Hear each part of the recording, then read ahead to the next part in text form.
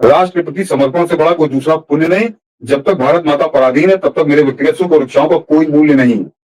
मैंने अपना जीवन, अपने सपने और अपना सर्वस्व भारत माता के चरणों में अर्पित कर दिया है। अब मेरे पास खोने के लिए कुछ नहीं है और पाने के लिए सिर्फ मेरी मातृभूमि की स्वतंत्रता है। फांसी का फंदा मेरे लिए कोई सजा नहीं, बल्कि भारत माता के गले का हार है। देश के काम आने वाली मृत्यु ही सबसे गौरवशाली मृत्यु है। मेरा जीवन और मेरी हर सांस केवल एक ही लक्ष्य के लिए समर्पित है, एक अखंड, शक्तिशाली और परम वैभवशाली भारत का निर्माण। ये अखंड भारत की बात तब कर रहे थे जब भारत बटा नहीं था, तब ये अखंड भारत की बात कर रहे थे। इतनी दूरदृष्टि वाला व्यक्ति था जिसका नाम था वीर सावरकर।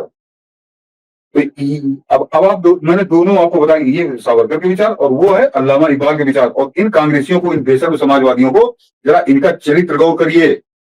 ये उस पाकिस्तान के दलाल, पाकिस्तान के एजेंट, पाकिस्तान का सबसे बड़ा दलाल, उसकी खबर मरने के बाद पाकिस्तान की बादशाही मस्जिद के दरवाजे पे बनी है।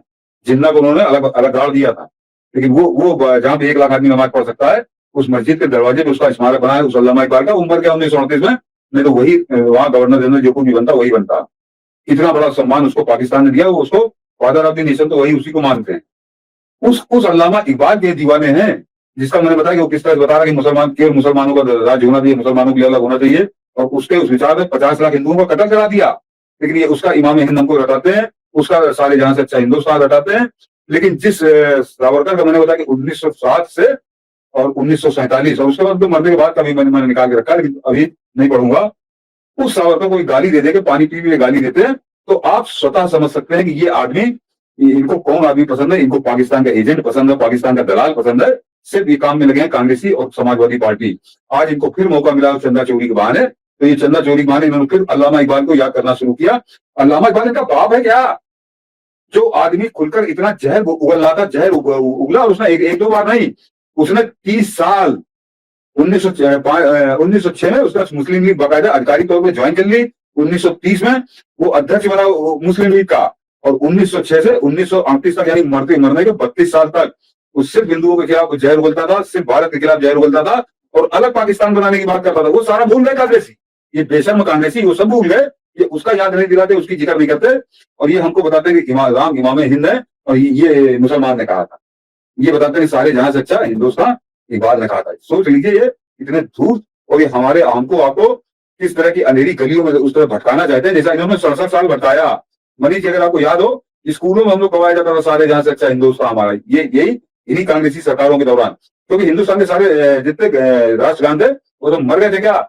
एक राष्ट्रगान का मनीष जी बहुत कम लोग जानते होंगे, वंदे मातरम का होता। वंदे मातरम को स्थान तो मोदी ने दे दिया, जनगण मन तो है ही है।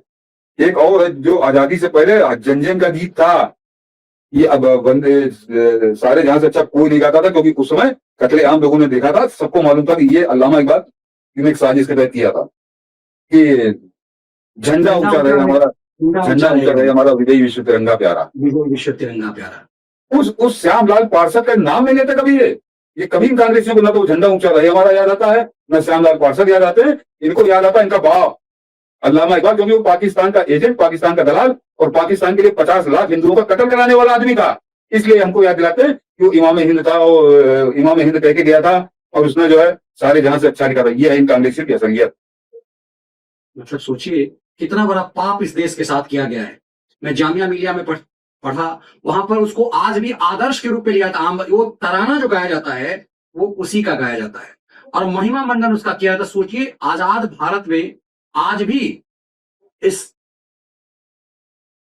सारे जहां से अच्छा वाले को ऐसा नायक बनाया गया, और मतलब कभी बताया ही नहीं गया कि ये द्विराष्ट्र सिद्धांत का असली जनक इकबाल ही था।